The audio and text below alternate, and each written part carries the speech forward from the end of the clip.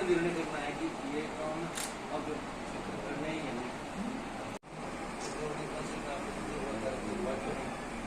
वो तो जैसे ही सरकार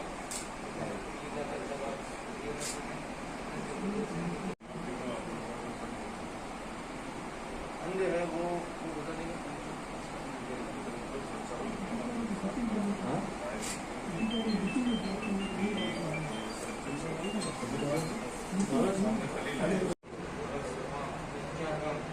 वो निर्णय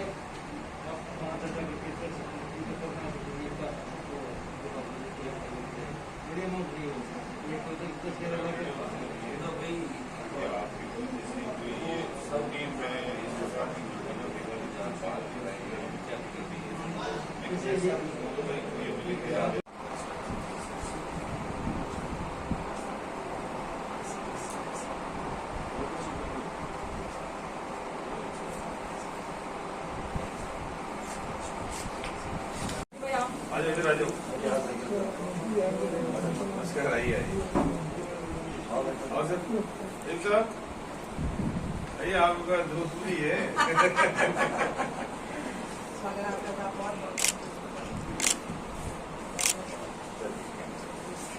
जो है वो सबसे लंबा चलता है।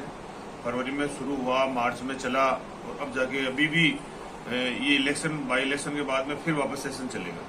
क्योंकि इसके अंदर बजट के अंदर ये होता है कि पहले माननीय गवर्नर साहब का अभिभाषण होता है, उसके बाद में माननीय मुख्यमंत्री जी बजट पेश करते हैं, उसके बाद में बजट की रिप्लाई होती है, फिर डिमांड्स पे चर्चा होती है और उसके बाद में मुख्यमंत्री जी वापस जवाब देते हैं। ऐसा करके लंबा चर्चा चलती है। माननीय सभी सदस्य अपने अपने क्षेत्र की बात को वहाँ पर बजट के माध्यम से रखना होता है उनको। इसलिए जब भी अभी बजट का अभी ब्रेक लगा है तो ब्रेक लगते हुए आगे सभी मिनिस्टर्स अपने अपने डिस्ट्रिक्ट के अंदर है।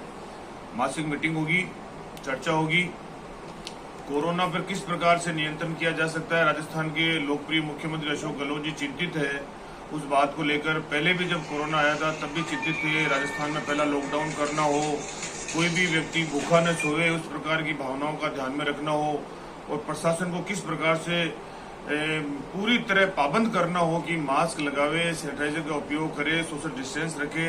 और उसी क्रम के अंदर जब दूसरी लहर आई है तो ये भी हमारे लिए बड़ी चिंता का विषय है और उसके लिए वैक्सीनेशन भी हो रहा है और सब जगह पूरी तैयारी भी सरकार कर रही है। और मुख्यमंत्री जी ने बार बार ये बात कहा कि मैं नहीं चाहता लॉकडाउन हो, लेकिन फिर भी पब्लिक की भावनाओं के अनुसार सबको सख्ती से इसके ऊपर नियंत्रण करना चाहिए। उसके बारे में मीटिंग में चर्चा होगी। पीएचडी गर्मियों का समय आ रहा है, पीने के पानी की तकलीफ जोधपुर में, रूरल एरिया में, शहर के अंदर कहीं नहीं हो, उसके बारे में चर्चा होगी। मुख्यमंत्री जी की जो बजट घोषणाएं है, जो उल्लेखनीय बजट घोषणाएं जो इस बार राजस्थान के लोकप्रिय मुख्यमंत्री जी ने राजस्थान की जनता को दी है, उसी प्रकार जोधपुर की जनता को भी जो घोषणाओं बजट घोषणाओं में जो कार्य दिए हैं तो हम चाहते हैं शीघ्र ही उसकी पालना हो।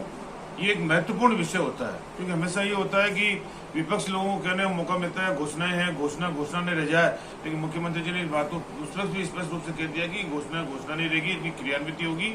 24 तारीख को बजट पेश हुआ और 20% तो क्रियान्विति राजस्थान के अंदर घोषणाओं के ऊपर हो चुकी है इतनी जल्दी और भी हो रही है। बिजली पे भी होगी, शुद्ध के लिए युद्ध के ऊपर भी होगी, क्योंकि शादियों का मौसम है, किसी प्रकार की मिलावट न हो, उसके लिए मुख्यमंत्री जी हमेशा चिंतित रहते हैं।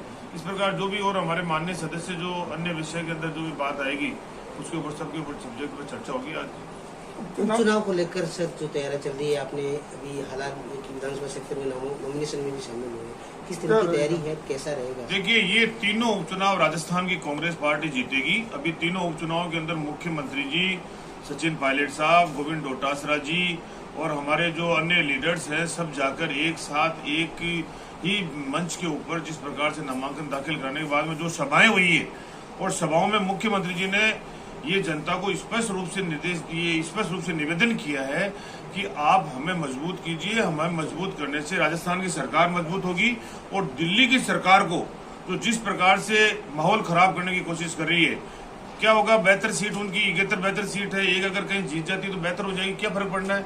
लेकिन तीनों सीट कांग्रेस पार्टी जीतेगी तो कांग्रेस को एक मजबूती मिलेगी, सरकार को मजबूती मिलेगी और जनता में एक मैसेज जाएगा कि वास्तव के अंदर सरकार ने अच्छा काम किया है, गहलोत साहब ने अच्छा काम किया है। और मैं मानता हूं कहीं पर भी किंतु परंतु नहीं है। अब तो सीटों के अंदर मार्जिन की लड़ाई होने लग गई है कि सुजानगढ़ सीट ज्यादा वोटों से जीते, सहाड़ा की ज्यादा जीते या राजसमंद की ज्यादा जीते, उसके ऊपर हो रहा है। बाकी तीनों सीट कांग्रेस पार्टी जीतेगी। जोधपुर के प्रभारी होते हो, जोधपुर में अपराध की श्रेणी बहुत बढ़ रही है, उसको लेकर आप क्या बताएंगे? देखिए, कोई हालांकि भी पुलिस काम सरकार कर रही है। कोई भी सरकार, चाहे केंद्र की सरकार हो चाहे राज्य की सरकार हो, उनकी जवाबदारी बनती है। कहीं पर भी कोई अपराध होता है तो उस पर नियंत्रण किया जा सकता है।